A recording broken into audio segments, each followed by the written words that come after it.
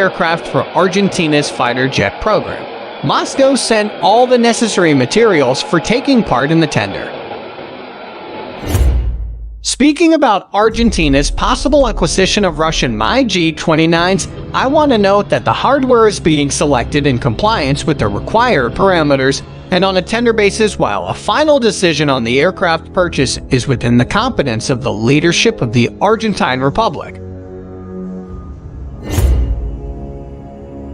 As of today, the Russian side has said it is ready to take part in the tender and submitted all the required materials.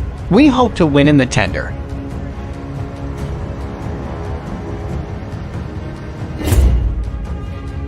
Russia offers MiG-29 aircraft for Argentina's fighter jet program.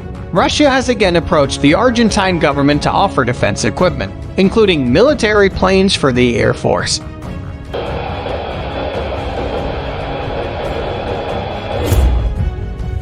Which cited a recent meeting between the Russian ambassador to Argentina, Dmitry Fetisov, and the commander of the Argentine Air Force. According to a statement by the Russian embassy, the meeting addressed prospects for bilateral technical military cooperation between the two nations.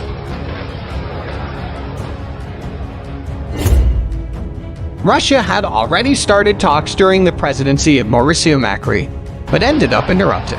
The current administration, under President Alberto Fernandez, has greater political proximity to the government of Vladimir Putin and other allies such as Nicolas Maduro, dictator of Venezuela, a country that operates Russian aircraft.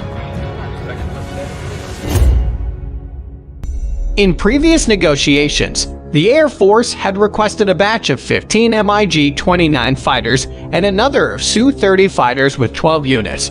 The Russians are still trying to offer the Yak-130 training jet and Mi-17 helicopters. According to local media,